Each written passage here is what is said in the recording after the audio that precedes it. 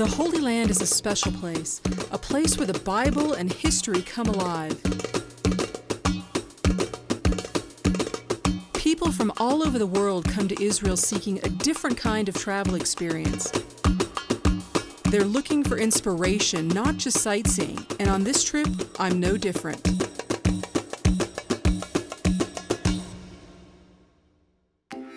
When I would travel before, it really was just resting, recharging my batteries, getting away. But I felt that there was always something missing. What I really discovered was that true refreshment really only comes from an invigoration or a revitalizing my spirit. And that only came from engaging with other people, really immersing myself in the culture, and understanding the similarities in our lives far outweigh our cultural differences. Sunsets and waterfalls are beautiful, but God's true masterpiece is humanity. What I found was everyone's life is a story, and I want to experience as many as I can.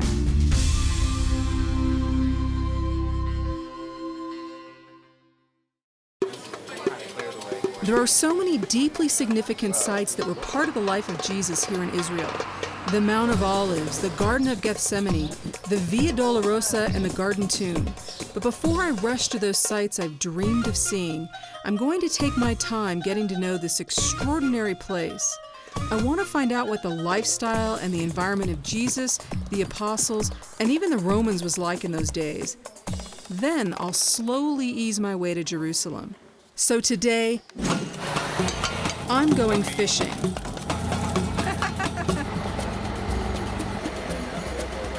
I'm on the Sea of Galilee, and many of the events in the Bible took place right here. This is where Jesus walked on water, where he calmed a storm.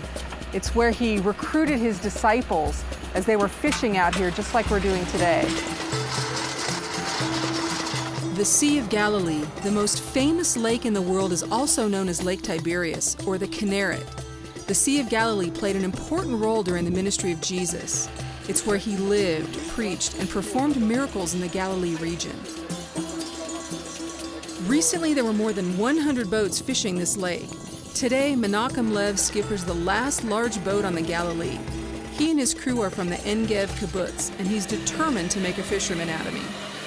You just pull the rope like you climb onto it, slowly, slowly.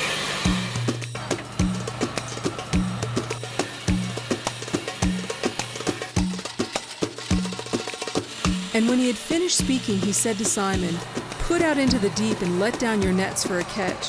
And Simon answered, "Master, we toiled all night and took nothing, but at your word I will let down the nets." And when they had done this, they enclosed a large number of fish, and their nets were breaking.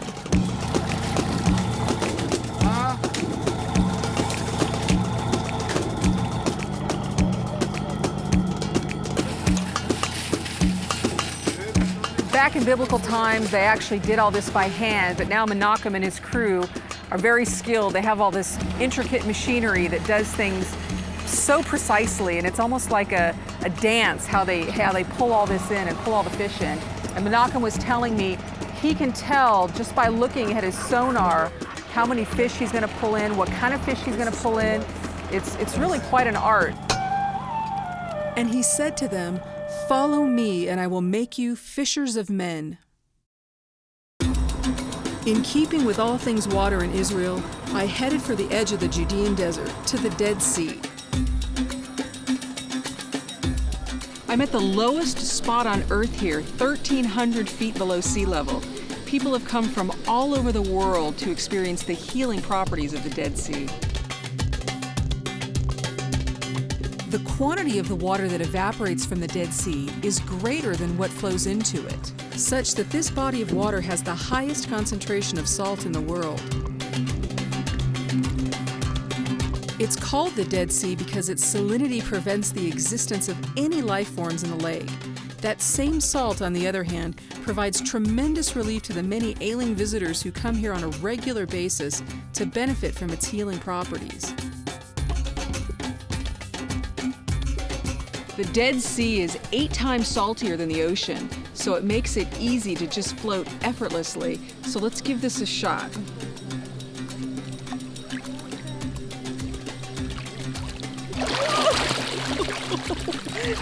Wow, it's kind of like being on a barrel, like trying to float on a barrel, because it's real easy to tip over here. Wow, this is amazing. It kind of feels like you're floating in hair gel. I can instantly feel my skin just getting softer. It's just amazing. It's just coating me with just this soft, silky feeling on my skin. I can see why people come from all over just to kind of take in the healing properties here. Because the Dead Sea is the lowest place on Earth, it has its own unique climate. 15% extra oxygen in the air makes you breathe like nowhere else. And the Dead Sea is the only place on Earth where you can sunbathe for extended periods of time with little sunburn. This is because the harmful ultraviolet rays are filtered through 3 natural layers: an extra atmospheric layer, an evaporation layer that exists above the Dead Sea, and a rather thick ozone layer. So now it's time to relax. What makes the miracles of Jesus even more miraculous? Standing where they happened, in Israel. Come explore Jerusalem, where Jesus opened blind eyes. Visit the hills of Galilee, where Jesus fed the multitude. Stroll through Capernaum, where Jesus lived and taught and healed. To learn more about standing where it all happened in Israel, visit www.goisrael.com. Come visit Israel.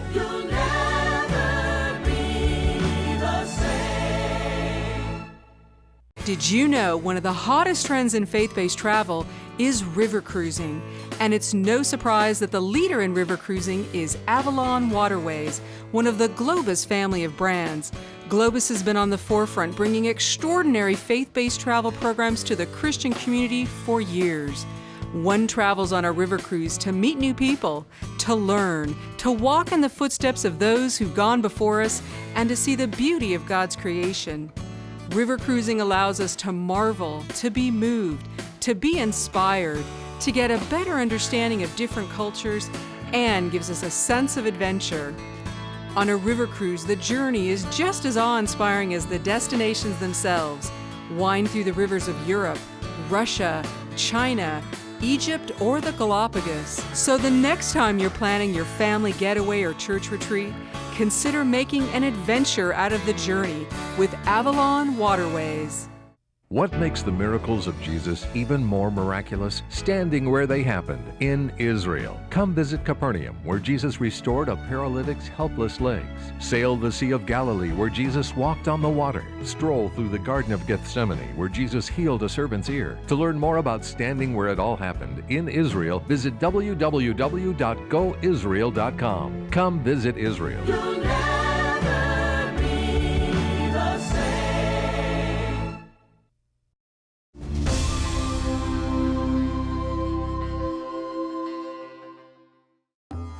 From the Dead Sea area, it's hard to miss Mount Sodom, a uniquely scenic structure that rises almost 800 feet above the level of the Dead Sea.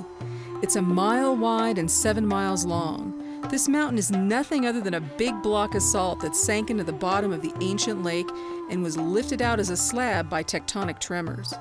It consists of about 1 billion tons of pure salt, which is almost ready for the table. This was too cool to pass up, so I had to get a closer look. This place is amazing. It almost feels like you're on the moon. I mean, it's so otherworldly. It's so beautiful. Gil Sketty, owner of Sketty's Camp Lodge, was my guide through this bumpy, salty labyrinth.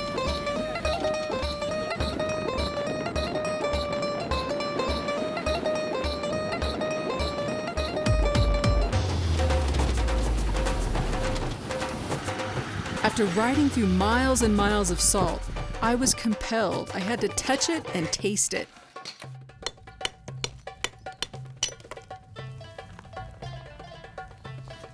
Ooh, wow. See here. So that's what all this is.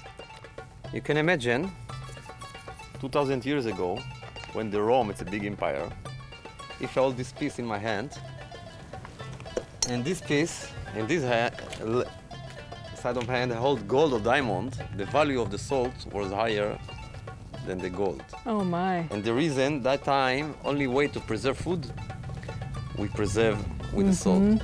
So many words come from the word sal in Latin. For example, because we have gold mountain here, and we have to, because Rome is a big empire, and the trade with the salt all over the world, if they go south to Egypt, to Africa, if they go east to Asia, and from the west to Mediterranean Sea to Europe, so they have a special process to protect the salt. And these forces in Latin, they call soldat. In English, is you say soldiers, like salt guard. Oh, Okay. really? They used to get, in the end of the month or the week, they used to get the payment. So they used to get the payment in Latin, they say salarium, in English you say salary. Or they used to get salt as a salary. I did not know Not by that. money, by salt. So even if I want to say about someone is a very, very good guy, in Hebrew we say melach haaretz, in English we say salt of the earth. Right. Okay. Okay, you know what I mean? So basically everything here is salt. And it's just amazing. Whoa, yeah, that's salt, all right. I use that phrase all the time, salt of the earth, salt of the earth. And now I actually understand what that means. It's not just a phrase to me anymore. This truly is salt of the earth. As I made my way through the Dead Sea region, I came upon what was at one time just another cliff in the Judean desert. Now Qumran is famous for one of the most fascinating biblical archaeological discoveries of the 20th century. Here in Qumran, among these 2,000-year-old ruins, are where the Dead Sea Scrolls were discovered. These scrolls are the oldest existing copies of the Hebrew Bible. The discovery between 1946 and 1956 of over 800 scrolls written in ancient Hebrew undisputedly confirmed the authenticity of many biblical texts. Behind me here is the actual cave where they found 14,000 pieces of the Dead Sea Scrolls. Just what is the significance of the Dead Sea Scrolls for Christians today?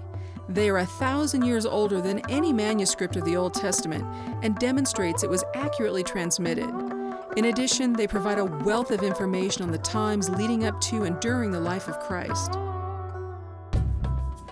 So much of what I'm seeing in Israel is solidifying my faith, and Masada is no different.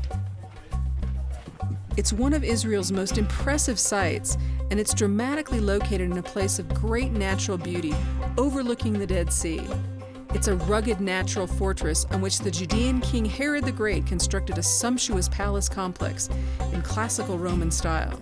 In addition to its great archaeological significance, Masada holds a legendary story. I'm riding a cable car to the top of Masada, and I'm looking to connect with the things that happened here way back in 74 AD. The legend of Masada is a story of war and Jewish bravery.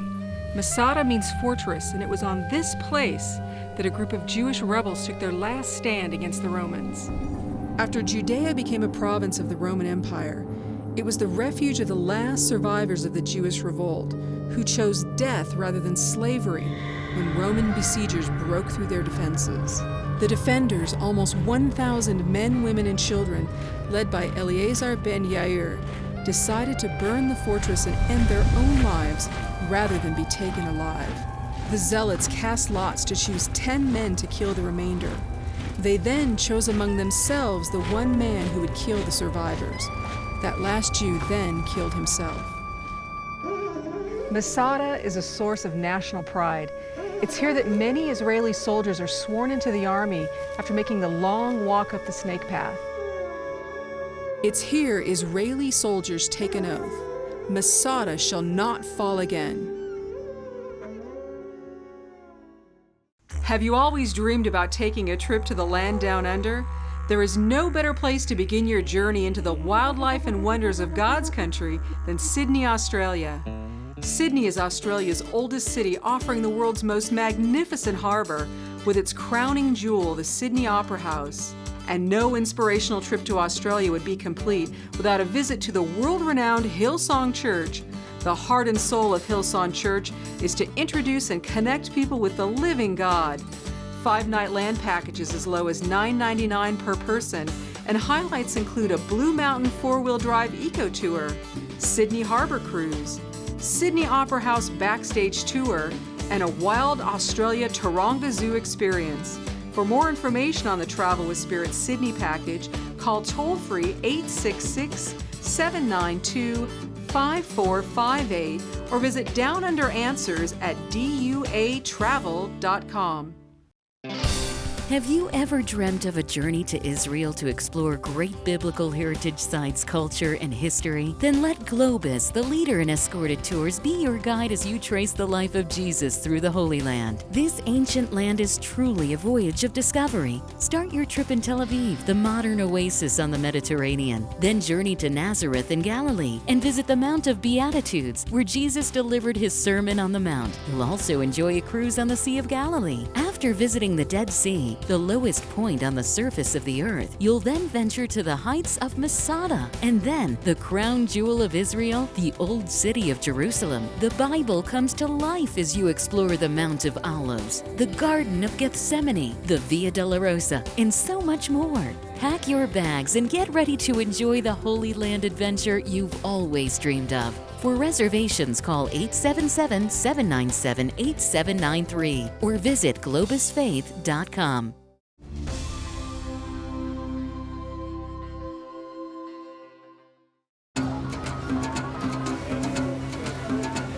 Like each of the meaningful sites on my Bible-based itinerary of Israel, it is the scripture that first brings me to the ancient walled seaside city of Akko.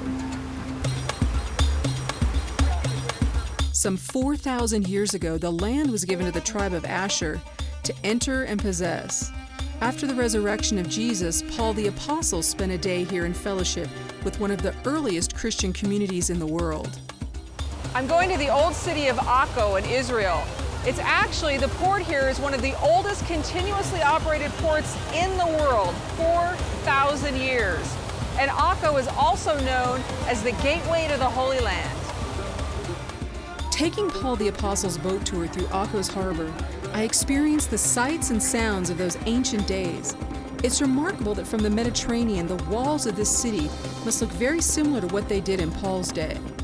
For many reasons, Akko is truly more than meets the eye, not the least of which is the Hospitaller Knights Halls, which are literally hidden underground. In these halls, I was able to reflect on the time of the Crusades in Israel and their impact on the land and its people. These history-laden halls, mysterious tunnels, and the age-old port make Akko an important contribution to my Holy Land experience.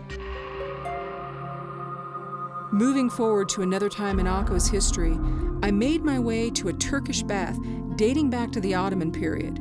A Turkish bath, or hamam, is the Turkish variant of a steam bath or a sauna. First, a bather relaxes in a warm room that is heated by a continuous flow of hot, dry air, allowing the bather to perspire freely. Bathers may then move to an even hotter room before splashing themselves with cold water. Finally, bathers retire to the cooling room for a period of relaxation. Today, this 1,000-year-old tradition has made its way into the luxury spas of the world. No trip to any city would be complete without a stroll through the market, right? Akko's vibrant municipal market is now the core of the city's commercial life, offering a colorful array of fish, butcher shops, spices, vegetables, perfumeries, and souvenir shops. My last stop in Akko was a visit to their most famous chef, Uri Yurmas. His restaurant, Uri Buri, is situated in a 400-year-old Ottoman-era stone house facing the Mediterranean. I'm told I need to get a sampling of his famous coquille Saint-Jacques. Okay, that's French for scallops.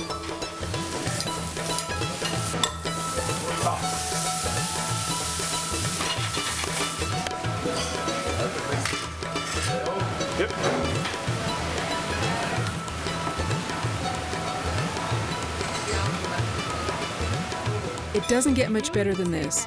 Mediterranean seaside dining in Akko. What makes the miracles of Jesus even more miraculous? Standing where they happened, in Israel. Come sail the Sea of Galilee, where Jesus calmed a raging storm. Experience Jerusalem, where Jesus restored a paralyzed man. Explore Capernaum, where Jesus spoke a centurion servant into health. To learn more about standing where it all happened in Israel, visit goisrael.com. Come visit Israel. You'll never be the same. Have you enjoyed exploring travel adventures from an inspirational perspective? Did you know that Travel with Spirit is also available in a quarterly magazine? Travel with Spirit magazine features the many ways Christians are engaging in travel adventures that bring their faith alive. There are unique travel opportunities throughout the world that are family-friendly and faith-enriching. To get your complimentary copy of the electronic edition of Travel with Spirit magazine, visit travelwithspirit.com. A warm Bahamian welcome awaits you at the Sheraton Nassau Beach Resort. Ideally situated on a 1,000-foot stretch of Nassau's most spectacular white sand beach, the Sheraton Nassau is a destination that is truly inspirational. From the moment you arrive, you'll be treated to gracious Bahamian hospitality, thoughtful amenities, and an abundance of activities. 7 acres of spectacular waterscape with freshwater pools and flowing waterfalls offer the perfect environment to relax and rejuvenate.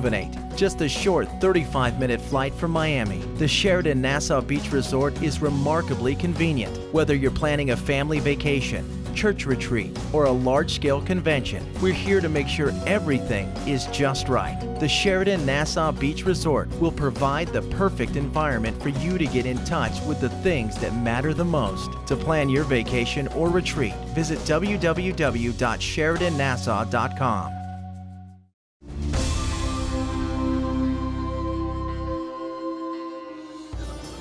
With a bit of the country under my belt, I'm ready to head to Jerusalem. And there's no better place to start than the Mount of Olives. It has breathtaking views of the Old City, and it was the perfect place for a little quiet reflection. It was here that Jesus encouraged his disciples, and it was on this very mount where he wept over Jerusalem. From here, it was impossible to miss the Mount of Olives Jewish cemetery that began during the period of the First Temple. However, the tombs that are here today are from the 16th century and on. Jews have sought since antiquity to be buried on the Mount of Olives. The Mount of Olives gave me the bird's eye view of Jerusalem, but oddly enough, to really understand the depth of history, I had to begin by venturing underground. So I entered tunnels located at the western wall of the Temple Mount. These underground tunnels connect the western wall prayer area to the Temple Mount. Many Jewish pilgrims go to pray inside the tunnels at the cave, which is believed to be the site closest to the Holy of Holies. The tunnels pass along the side of the Temple Mount and under the present-day houses in the Old City. The experience of walking along the tunnels is like taking a time machine back to the time of the Second Temple. It's amazing to think that there's 3,000 years represented here in all the different layers, and the First Temple and the Second Temple, and all the way through to today. Amazing.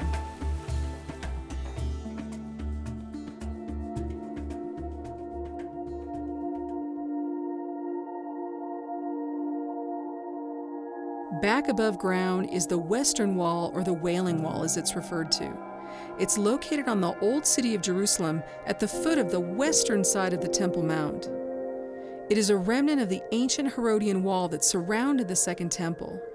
It is the most sacred site recognized by the Jewish faith outside of the Temple Mount itself.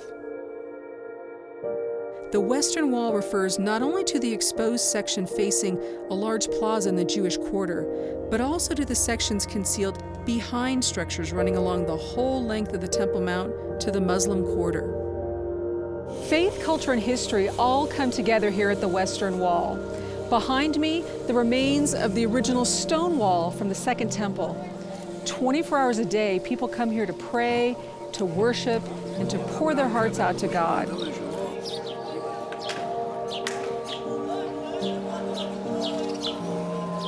In the area where prayers are held, the wall is divided into 2 sections, one side for men and the other for women.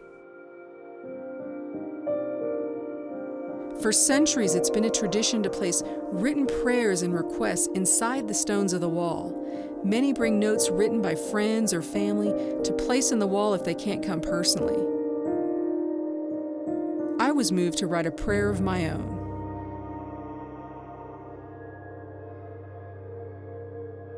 This wall holds the longings of millions of people as they seek answers, healing, and hope. It's humbling to look over the ancient stones housing the praises, pains, and dreams of so many.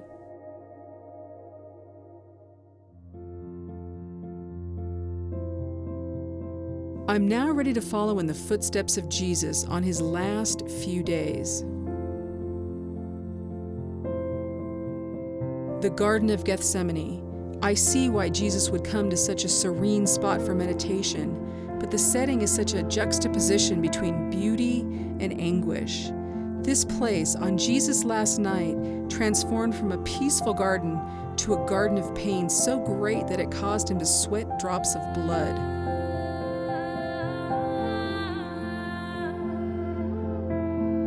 There is debate about the exact age of the olive trees and to whether this was the properly named spot that Jesus prayed, but surely these amazing trees are ancestors of the same ones that Jesus prayed beside.